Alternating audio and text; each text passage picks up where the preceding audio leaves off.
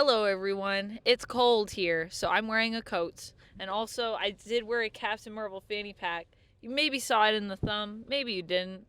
I don't know. But hello, we just saw the Marvels. Captain Marvel 2, unofficial title. Yeah, it was really fun. It's giving me hope. These last few projects I've seen from Marvel, they're giving me hope, and I am like so hyped about it. Okay, so what can I say to you that isn't a spoiler? Because I don't want to spoil anything. I will say that if you have seen Captain Marvel, then this will be a good movie for you to watch. And if you have not seen WandaVision or Miss Marvel, I think you'll be okay in this. I think they did a pretty good job of like bridging the gap, especially with Kamala. Kamala gets like a whole little bit, and I think it's great. And if you like anything you see here with Kamala especially, I would highly recommend going back and watching Miss Marvel because it's a really good show. I really loved it when I watched it, and I just feel like it didn't really necessarily get enough love for how cool it was. So, shout out to Miss Marvel.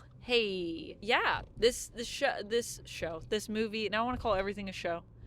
This is what Disney Plus has done to me. Disney Plus, this is your fault. So this movie was, I think, really great in the sense that it plays still with a lot of the beats that we are used to, but it does some stuff that was unexpected for me, and I think unexpected for Uptown Duck too. Was it unexpected for you? Some of the things? Some of the things. Like, not everything. Like, there was stuff that I was like, oh, this is the part where this happens. This is the part where this happens. But, yeah, there's a few things in here that were just, like, little delightful sprinkles of unexpectedness and, like, fun ways that made sense. Also, though, I will say, if we're talking about Disney Plus shows, I think we just need to pretend that Secret Invasion didn't happen, which is kind of sad to me because there was some cool character stuff that still happened in Secret Invasion, but it doesn't make sense with what's happening in this movie. Like, I guess it kind of does, but there's too many questions I have that then make Secret Invasion just seem silly with things that are established between the Kree and the Skrulls in this. I don't really know why people didn't talk to each other, but I guess they didn't really, because there's otherwise some things don't make sense. Let's talk about this new villain that we have, Dar-Ben, who you've seen in the trailers. I actually really like Dar-Ben. I was expecting to be kind of like meh, but I feel like the motivation for her character was pretty good, and I feel like she was really well acted as well. Like, the acting in this, I felt was really fun. Oh, I liked the production design. You know what I really liked? I really liked the Kree ships in this. The Kree ships look really cool. I really liked Carol's spaceship.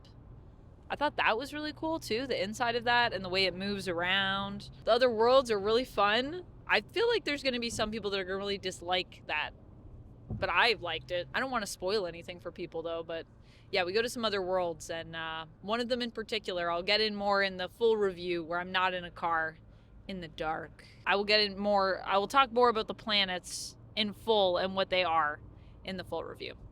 I'll just say that I enjoyed them, and I thought the design was really cool. The suits also looked really good. The suits were really amazing.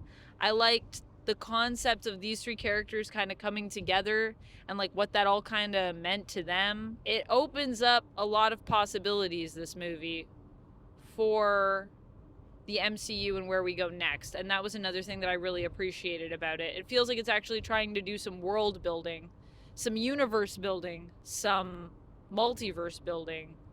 It's building all of the Marvel things without overdoing it, because it was also a very self-contained story, which I liked as well. I will say I felt like Hala looked a little weird.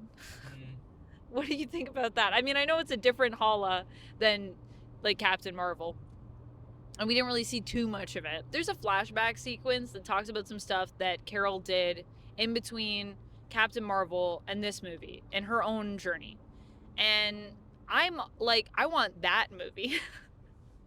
I wanted that to be my second movie, and I kind of wanted this to be like my third Captain Marvel movie. I don't know if maybe that's something they were originally intending on doing, and you know, everything with the pandemic and everything maybe changed up the plans.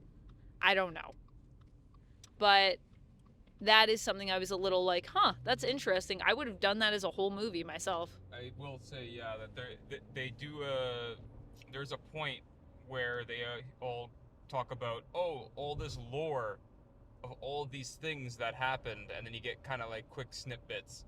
And yeah, I agree. The whole time I was like, wow, I wish this was here. I was watching that movie. Yeah. Not that this movie was bad or anything like that. It's just like there's parts that take us to where we are in this story that are also super interesting. That I'm like, I could have seen that being a whole production, but I guess we didn't have time for that.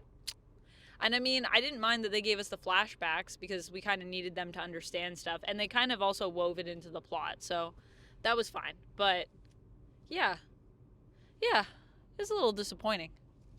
I'd say another thing that was disappointing to me was they made it a big deal in Ms. Marvel, setting her up that she's one of the few people who actually does have a secret identity in the MCU, but not once does she wear her mask in this entire film.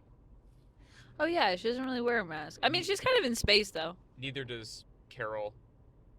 Yeah, Carol doesn't wear a mask. They just completely abandoned the helmet look. That's gone. Well, with the mohawk, it shows up in. As you guys say, yeah, it shows up once in a flashback, but I'm pretty sure that was all CG. Yeah, I think they just wanted it to. I think that was done like as an acting choice so that we can like see everyone's faces, because masks are kind of hard. But I know what you mean. As a comic book fan, it's kind of disappointing, especially when in Captain Marvel we got the mask and the mohawk, and we were all super psyched about that. And I was also one of the people that was psyched, so I was a little disappointed in that too, I guess. But I mean, they're all in outer space, kind of having like space adventures. Although you'd think you still want to protect your identity there, but it is harder for people in space that randomly meet you to find you, I'm sure. So maybe it's less of a concern. And I did enjoy seeing people's faces so I could see them act. So, but it would have been nice to have a couple mask moments, at least. You know, like at least at the beginning or something. Yeah, I just mean it's not a huge gripe. It's just something that I noticed that I was like, huh. So I guess that part of her design's just not going to be here in this whole film. Okay. I guess, yeah. Yeah, I know. Yeah, we didn't really see it, like, at all. Never came back. She didn't even have the new jacket that she's gonna have in the comics, either. Where's the jacket at? I also noticed some continuity errors in this film. Like what? But, I mean, I can't say it without getting spoiled. Oh, it's spoilery, okay. I'll tell me about it after. I'll tell you after, and then you can talk about it in your spoiler review. Okay, yeah, let me know. I didn't notice anything, but... At least nothing major. So if there was something, was it more minor or was it major? Can you say that? It's minor. Oh, okay. All right.